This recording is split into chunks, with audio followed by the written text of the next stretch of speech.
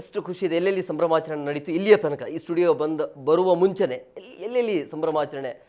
Actually ಮೊದಲೇ ನಾವು ಗೋವಾಗೆ ಹೋದ್ವಿ, ಯಾಕಂದರೆ ಅದು ನನ್ನ ಜನ್ಮಭೂಮಿ. ಸೊ ಅಲ್ಲಿ ಸ್ಪೀಕರ್ ಸರು ಮತ್ತು CM ಸರನ್ನು ವಿಸಿಟ್ ಮಾಡಿದ್ವಿ. ಸ್ಪೀಕರ್ ಸರ್ ನಮ್ಮನ್ನು ವೆಲ್ಕಮ್ ಮಾಡೋಕ್ಕೆ ಅವರು ಏರ್ಪೋರ್ಟ್ ಹತ್ರನೂ ಬಂದಿದ್ದರು. ಅದಾದ ತಕ್ಷಣ ನಾವೊಂದು ಚಿಕ್ಕದೊಂದು ರ್ಯಾಲಿ ಮಾಡಿದ್ವಿ ಅಲ್ಲಿ. ಆ್ಯಂಡ್ ಒಂದು ಗಾಲಾ ಡಿನ್ನರು ಅಲ್ಲಿ ನಮ್ಮ ಪ್ರಾಮಿನೆಂಟ್ ಟೂರಿಸಮ್ ಮಿನಿಸ್ಟರ್ಸ್ ಮತ್ತು ಇಂಡಸ್ಟ್ರಿಯಲಿಸ್ಟ್ಸ್ ಅವರೆಲ್ಲರೂ ಬಂದಿದ್ದರು ನನ್ನನ್ನು ಆಶೀರ್ವಾದ ಕೊಡೋಕ್ಕೆ. ಮತ್ತು ಅದಾದ ತಕ್ಷಣ ನಾವು ಕಾರವಾರಲ್ಲಿ ಒಂದು ರ್ಯಾಲಿ ನಡೆಸಿದ್ವಿ.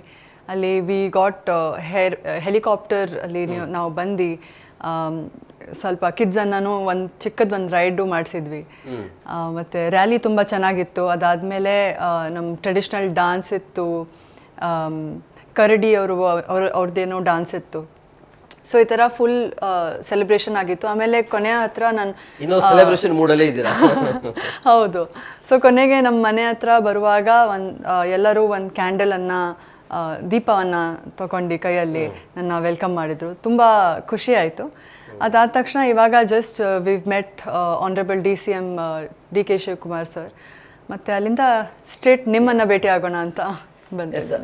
ವಿನ್ನಿಂಗ್ ಮೂಮೆಂಟಲ್ಲಿ ನಿಮ್ಮ ತಲೆಯಲ್ಲಿ ಏನು ಓಡ್ತಾ ಇತ್ತು? ನಿಮ್ಮ ಹೆಸರು ಅನೌನ್ಸ್ ಆಗುವ ಸಮಯದಲ್ಲಿ ಆ ಥಾಟ್ ಏನು ಯೋಚನೆ ಇತ್ತು ಅಂತ? ಆನೆಸ್ಟ್ಲಿ ಟಾಪ್ 8 ಬಂದಿದ್ದ ತಕ್ಷಣ ನನ್ನ ಮನಸ್ಸಲ್ಲಿ ಒಂದು ಥಾಟ್ ಬಂದಿತ್ತು. ಯಾಕಂದರೆ ನನ್ನದು ಕ್ವೆಶನ್ ಆನ್ಸರ್ ರೌಂಡ್ ತುಂಬ ಚೆನ್ನಾಗಿ ಹೋಗಿತ್ತು. ಸೊ ನನ್ನ ಆನ್ಸರನ್ನು ಕೇಳಿ ಆಲ್ಮೋಸ್ಟ್ 17,000 ಕ್ರೌಡ್ ಇತ್ತಲ್ಲಿ, ಅದು ಕಿಕ್ ಭುವನೇಶ್ವರಲ್ಲಿ. ಸೊ ಅವರೆಲ್ಲರೂ ನನ್ನ ಆನ್ಸರನ್ನು ತುಂಬ ಪ್ರೀತಿ ಕೊಟ್ಟಿರ್ತಾರೆ ಮತ್ತು ಅವರು ತುಂಬ ಚಿಯರ್ ಮಾಡಿದರು ನನ್ನ ಆನ್ಸರ್ಗೋಸ್ಕರ. ಸೊ ಆವಾಗ ಸ್ವಲ್ಪ ಒಂಚೂರು ಐಡಿಯಾ ಬಂದಿತ್ತು ನಾನು ಚೆನ್ನಾಗಿ ಮಾಡಿದ್ದೀನಿ ಅಂತ. ಬಟ್ ಅನೌನ್ಸ್ ಆದ ತಕ್ಷಣ ಆನೆಸ್ಟ್ಲಿ ಎಲ್ಲ ಎಮೋಷನ್ ಒಂದು ಸಲನೇ ನನ್ನ ಬ್ರೈನನ್ನು ಹಿಟ್ ಮಾಡಿ ನಾನು ಫ್ರೀಸ್ ಆದೆ for a second. If you watch the telecast 8th ಮೇಗೆ ಬರ್ತಾ ಇದೆ ಝೂಮ್ TVಯಲ್ಲಿ ಲೈವ್ at 2 PM. ಸೊ ಆ ಟೆಲಿಕಾಸ್ಟಲ್ಲಿ ನೋಡಿದರೆ ನಾನು ಈ ಥರ ಶೇಕ್ ಮಾಡ್ತಾ ಇದ್ದೀನಿ ನನ್ನ ಹ್ಯಾಂಡ್ಸನ್ನು. And I was talking to Neha Dhupia ma'am and I was like this feels very ಸರಿಯಲ್.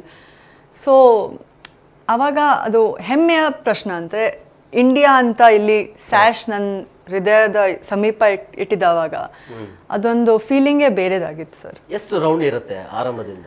Actually ಮೊದಲೇ ಒಂದು ಆಲ್ಮೋಸ್ಟ್ 1 ಮಂತ್ಗೆ ನೀವು ಬೂಟ್ ಕ್ಯಾಂಪ್ ಮಾಡಬೇಕು. Before that auditions, before that first auditions ಇರುತ್ತೆ, ಝೋನ್ ವೈಸ್ ಆಡಿಷನ್ಸ್ ಇರುತ್ತೆ. ಆದಮೇಲೆ ಆಡಿಷನ್ಸಲ್ಲಿ 2 rounds 3 rounds ಇರುತ್ತೆ. So first is walk round, introduction round, ಆಮೇಲೆ question answers round ಇರುತ್ತೆ. ಅದಾದಮೇಲೆ ಫಾರ್ 30 days ನಾವೆಲ್ಲರೂ ಟ್ರೈನ್ ಮಾಡ್ತೀವಿ, ಸ್ಪಾನ್ಸರ್ ಕಮಿಟ್ಮೆಂಟ್ಸನ್ನು ಮೀಟ್ ಮಾಡ್ತೀವಿ, ವಿ ಟ್ರಾವೆಲ್ ಮತ್ತು ಟೂರಿಸಮ್ ಆ ಥರ ಏನೇನೋ ಪ್ರೋಗ್ರಾಮ್ ಇರುತ್ತೆ. ಅದಾದ ತಕ್ಷಣ ಒಂದು ಫಿನಾಲೆ ಡೇ ನಮ್ಮದು 2-3 ಸೆಗ್ಮೆಂಟ್ಸ್ ಆಫ್ ವಾಕ್. ಅದಾದಮೇಲೆ ಜುಬಿನ್ ನಾಟ್ಯಾಲ್ ಸರ್ ಅವರು ಸಿಂಗಿಂಗ್ ಮಾಡ್ತಾಯಿದ್ರು ಅಲ್ಲಿ, ಇಶಾನ್ ಖಟ್ಟರ್ ಅವರು ಡಾನ್ಸ್ ಪರ್ಫಾರ್ಮೆನ್ಸ್ ಮಾಡಿದರು. ಸೊ ಅದೆಲ್ಲ ಆದಮೇಲೆ ನಮ್ಮ ಇಂಟ್ರೊಡಕ್ಷನ್ ರೌಂಡ್ ಮತ್ತು ಕ್ವೆಶನ್ ಆನ್ಸರ್ ರೌಂಡ್. ತಯಾರಿ ಎಷ್ಟು ವರ್ಷದ್ದು ಇದು? ಅಂದರೆ ಮಿಸ್ ಇಂಡಿಯಾ ಆಗಬೇಕು ಅನ್ನೋಂಥ ಕನಸಿತ್ತ? ಆನೆಸ್ಟ್ಲಿ ಸರ್, ನಾನು ಮೊದಲೇ ನನ್ನ ಸ್ಟಡೀಸನ್ನು ಕ್ಯಾನಡಾದಲ್ಲಿ ಮಾಡಿದ್ದೀನಿ. So I have a double major in economics and international relations.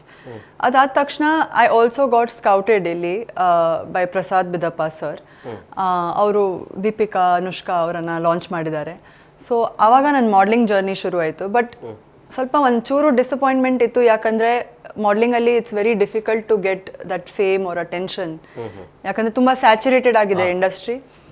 So ಆವಾಗ ಐ ಥಾಟ್ ದಟ್ ಪ್ಯಾಜೆಂಟ್ರಿ ನನಗೋಸ್ಕರ ಲೈಕ್ ಅದು ಆ platform is the perfect platform. ಯಾಕಂದರೆ ನನ್ನ ಕಮ್ಯುನಿಕೇಷನ್ ಚೆನ್ನಾಗಿದೆ, ನನ್ನ GKನೂ ನಾನು ಓದಿದ್ದೀನಿ, ಎಕನಾಮಿಕ್ಸು ಓದಿದ್ದೀನಿ. ಸೊ ವರ್ಲ್ಡ್ ಬಗ್ಗೆ ತುಂಬ ಐಡಿಯಾ ಇದೆ.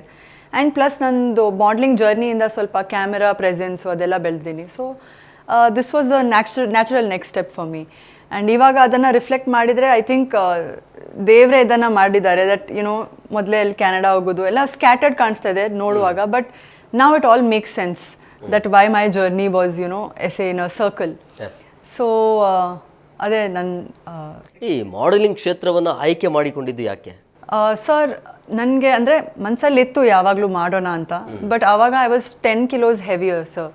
ಸೊ ಅದು ಕಾನ್ಫಿಡೆನ್ಸ್ ಇಲ್ಲಾಗಿತ್ತು, ಸೆಲ್ಫ್ ಬಿಲೀಫ್ ಇಲ್ಲಾಗಿತ್ತು, ತುಂಬ ಸೆಲ್ಫ್ ಡೌಟ್ ಆಗಿತ್ತು.